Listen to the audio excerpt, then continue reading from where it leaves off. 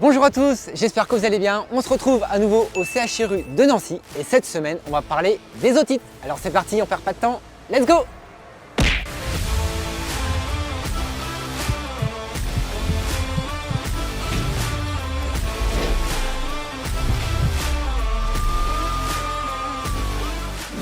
Je suis avec le professeur Cécile Rumeau. Oui, bonjour, donc Cécile Rumeau, je suis professeure au CHU service d'ORL. Je crois qu'aujourd'hui on va parler des otites. C'est ça, exactement. Donc déjà, quand est-ce qu'on doit suspecter une otite?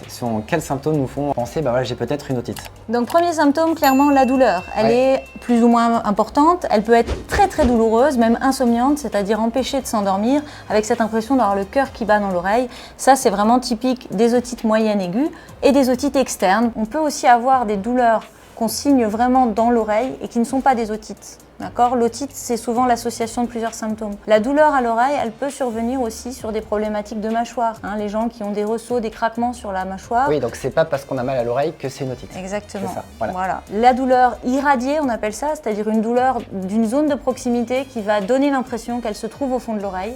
Eh bien, ça peut être la mâchoire. On peut même avoir des conflits plutôt au niveau des vertèbres hautes qui peuvent donner comme ça des douleurs dans l'oreille, des douleurs névralgiques, un peu comme des décharges électriques. Ou douleurs dentaires. Exactement, douleurs projetées, merci beaucoup. Les douleurs de la mâchoire, des cervicales, mais aussi tout à fait les douleurs dentaires. Et elles sont plus difficiles à mettre en évidence. Et enfin, une dernière douleur qu'on peut vraiment ressentir à l'oreille et qui n'en est pas une, mais celle-ci, elle est hyper importante à connaître, c'est l'otalgie réflexe. Eh bien, c'est une douleur à l'oreille qui se déclenche systématiquement à la déglutition. On avale la salive, on avale l'alimentation et hop, ça fait mal dans l'oreille. Ça, c'est un signe important à connaître parce qu'il doit amener impérativement à consulter un ORL, surtout si vous êtes fumeur, mais pas que. On peut aussi avoir ce problème sans être fumeur parce que ça peut signer une tumeur de la base de langue ou d'une autre zone de cette région. Mais typiquement, la douleur à l'oreille, à la déglutition, il faut voir un ORL sous 15 jours. Ensuite, il y a l'écoulement. Alors un écoulement, ça peut être un écoulement de pus. Ça, c'est typiquement dans les otites moyennes aiguës perforées. L'enfant fait une rhinopharyngite, il va commencer à se plaindre de l'oreille, il va avoir de plus en plus mal et à un moment, l'oreille se met à couler et finalement, ça pose le diagnostic. Alors, il peut y avoir un petit peu de sang avec, parce qu'au moment où le tympan se perfore, ça peut saigner, mais majoritairement, c'est du pus. D'accord. Et par contre, dans certains types d'otites, effectivement, on peut aussi avoir du sang. Typiquement, l'otite virale. Quand on a une grippe, par exemple, on peut faire une otite grippale. Qu'est-ce qui se passe? En fait, il y a une inflammation qui se crée dans la membrane tympanique. Ça fait des sortes de bulles, un peu comme une ampoule qu'on pourrait avoir sur le pied. Dans cette bulle, il y a du sang. Et quand la bulle éclate, ça saigne de l'oreille. Tableau clinique typique. Vous avez de plus en plus mal, ça devient insupportable. Et puis tout d'un coup, la douleur disparaît et il y a du sang sur l'oreiller. Ça, c'est la myringite grippale typique. Ok, et est-ce qu'il y a de la fièvre? Alors dans ce cas-là, pas forcément, effectivement. Alors que dans l'otite moyenne aiguë purulente, donc celle qui finit par un écoulement de pus dans le conduit, typiquement le petit enfant après sa rhinopharyngite, celle-ci, il y a de la fièvre, quasiment systématiquement. Même parfois une bonne fièvre, on peut aller à des fièvres élevées. On parlait de différents types d'otites. On va trouver l'oreille externe. L'oreille externe commence par le pavillon, qu'on voit à l'extérieur, et puis elle s'enchaîne sur le conduit auditif externe. Donc elle va s'arrêter là où commence la membrane tympanique. Cette membrane qui est capable de vibrer et qui va nous permettre de capter le son de notre environnement. Donc cette oreille externe, c'est vraiment la pathologie du conduit otite externe. Donc l'otite externe, c'est une affection de la peau. Elle va pouvoir survenir facilement l'été, après des baignades récidivantes. Enfin, quand on baigne beaucoup, elle est très fréquente, cette otite externe, effectivement, mais elle est souvent très saisonnière aussi. Ou alors, on va trouver un facteur mécanique d'agression. On s'est gratté l'oreille avec le bouchon du stylo, on a usé un peu trop du coton-tige et on s'est blessé. Le facteur traumatique va favoriser l'otite externe. Donc cette otite externe fait très mal, l'oreille coule, l'oreille est gonflée, elle est douloureuse. Si on appuie sur l'avant ici, ce qu'on appelle le tragus, quand on appuie là, ça fait super mal, c'est vraiment un signe clinique très fort. C'est quasiment, donc lorsqu'on appuie là, on sait que si c'est douloureux, on pense à l'otite externe. Et ça peut être sur des corps étrangers des fois, non? Sur des bestioles qu'on peut retrouver au niveau du conduit externe. Alors ça c'est l'exception, c'est les histoires de chasse. On reconnaît bien l'urgentiste. Effectivement, on peut avoir des corps étrangers, voire même des petits animaux qui peuvent provoquer ça, mais ça reste quand même l'exception. La règle, c'est le facteur traumatique ou la baignade, une infection cutanée, voilà. Et souvent, on a cette sensation d'oreille bouchée. Pourquoi? Parce que simplement, le conduit étant gonflé, il se referme sur lui-même. Mais pas de panique, ça n'est qu'une sensation temporaire. Quand l'otite guérit, elle ne laissera pas de séquelles auditives, puisque vous l'avez compris, tout se passe à l'extérieur de la membrane tympanique. tympanique. Et après, donc, il y a les otites moyennes, c'est ça? Ensuite, les otites moyennes. Voilà, donc les otites moyennes aiguës, typiquement, sont les surinfections de phénomènes inflammatoires viraux. Donc une petite rhinopharyngite qui se passe pas bien. Quand vous avez tous eu l'expérience sur des rhinopharyngites un peu violentes, on se mouche, pof, ça fait du bruit dans les oreilles, ça fait mal. Pourquoi? Parce qu'il y a un conduit qui va de l'arrière du nez vers les oreilles moyennes qui est là pour équilibrer les pressions. Quand le nez est sous l'eau parce qu'il y a du mucus plein et que tout est inflammé, ces conduits ont du mal à s'ouvrir, ça va poser des problèmes sur les pressions au niveau de l'oreille moyenne et il va y avoir une inflammation qui va s'installer, du liquide qui s'accumule derrière le tympan. Et ça va pouvoir s'infecter. Et là, le pus dans l'oreille moyenne va provoquer la forte douleur, le cœur qui bat dans l'oreille, jusqu'à parfois perforer la membrane tympanique et donc avoir une oreille qui coule. Et c'est là où on peut développer des otites chroniques? Alors, si l'otite en fait a tendance à revenir, donc parce qu'il y a un terrain favorable, si vous avez un problème de rhinite chronique ou si vous êtes un petit enfant qui attrape tous les virus de la crèche coup sur coup pendant tous les mois d'automne et d'hiver, eh bien cette ambiance inflammatoire dont j'ai parlé dans l'oreille, ce liquide derrière le tympan va être là tout le temps et ça favorise la récurrence des otites. Forcément, un tympan, une membrane tympanique qui souffre de cette inflammation sans cesse renouvelée, eh bien il va pouvoir effectivement mal le supporter. Donc on a plusieurs phases d'otite chronique là aussi, qui peuvent survenir parfois que chez les enfants et guérir sans séquelles à l'âge adulte, ou parfois qui deviennent vraiment chroniques au-delà de l'enfance. Ok, et donc là, c'est ce qu'on parlait quand on était plus jeune, les yo-yo, c'est ça? Voilà, yo-yo, c'est ce qu'on appelle nous les aérateurs transtympaniques. C'est vraiment très fréquent chez les enfants qui ont des otites récidivantes ou surtout qui ont de l'épanchement, donc ce liquide derrière le tympan. Pourquoi? Parce que quand on a du liquide tout le temps derrière le tympan, eh ben on entend moins bien. Et si on entend moins bien à l'âge où on apprend à parler et où on fait tous les apprentissages scolaires, eh bien on se développe moins bien. Donc c'est important de prendre en charge ces enfants. Et comment faire pour que le liquide ne soit plus derrière le tympan? Eh bien on doit mettre ces petits aérateurs sur la membrane. Alors les gens me demandent souvent, je comprends pas docteur, on a mis les aérateurs à mon enfant ou on m'a mis des aérateurs et mon oreille n'a pas coulé ensuite. C'est normal, en fait l'aérateur n'est pas là pour extraire le liquide, il est là pour faire le travail de ce petit conduit, c'est-à-dire équilibrer les pressions. Une fois que les pressions sont équilibrées de part et d'autre de la membrane tympanique, l'inflammation se calme dans l'oreille moyenne et finalement le liquide il s'en va de lui-même, il est réabsorbé. Ok, d'accord. Et est-ce qu'il y a un autre type d'otite?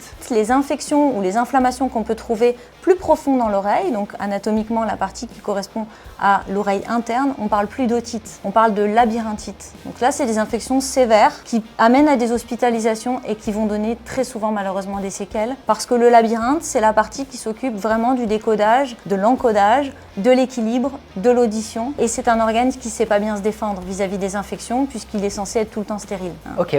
Mais là, le tableau clinique, si je peux me permettre, est très différent. Quand on a une labyrinthite, on le sait tout de suite. Ouais. On a des grands vertiges, toute la pièce tourne, c'est comme sur un manège, on a de la fièvre et on est souvent sur la phase de complication de quelque chose qui a précédé. Typiquement, la labyrinthite, c'est une complication exceptionnelle, mais c'en est une, de l'otite moyenne aiguë. Ok, donc c'est rare quand même. C'est rare. Et j'ai une autre demande par rapport au coton-tige. Oui. Parce que ça, on voit souvent des gens qui mettent des cotons-tiges, qui se lavent régulièrement tous les jours en enfonçant bien. Ton avis d'ORL? Alors, le coton-tige, c'est un instrument du diable. Voilà. Mais les ORL n'aiment pas ça parce que les gens ont un mésusage du coton-tige. Ils vont avoir tendance à pousser le cérumen.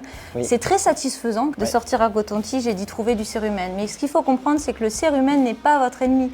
Le cérumen, c'est un enduit qui va venir protéger la peau du conduit. Cette peau est extrêmement fine, fragile et la nature est très bien faite. Il y a un tapis de cérumen dans ce conduit auditif qui est fait de telle sorte qu'il va être produit par le fond et progressivement repoussé à la surface. Donc spontanément, en fait, votre oreille, elle élimine le cérumen en produisant du nouveau progressivement depuis le fond du conduit. Il y a une sorte de tapis roulant. Donc le cérumen vieillit. On peut le récupérer vraiment à l'entrée du conduit auditif externe dans la conque sans avoir besoin d'aller chercher en profondeur.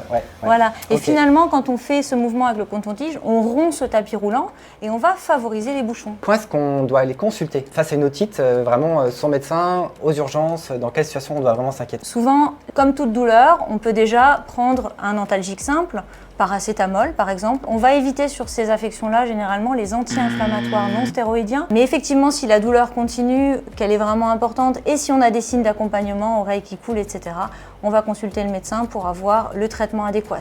Donc en fonction du type d'otite, ça peut aller de simples gouttes, typiquement l'otite externe lorsqu'elle n'est pas trop importante, L'otite moyenne aiguë, quand elle s'est perforée, pour nettoyer le conduit, on va mettre des gouttes. Finalement, la perforation, c'est la guérison spontanée de l'otite moyenne. Ouais. Et puis, si c'est plus important, une otite moyenne aiguë non perforée de l'adulte, on va mettre des antibiotiques. Chez le petit enfant, c'est discutable. Ça dépend du tableau clinique, ça dépend de beaucoup de facteurs et on ne pourra pas en parler aujourd'hui. Mais l'antibiothérapie, clairement, n'est pas systématique dans les otites. Ok, donc pas d'antibiotiques en systématique. Non. Et dans quelle situation est-ce qu'on hospitalise sur les otites les plus graves, je suppose? Alors voilà, l'otite n'est pas un critère d'hospitalisation en soi. On va hospitaliser une otite lorsqu'elle est, par exemple, hyperalgique.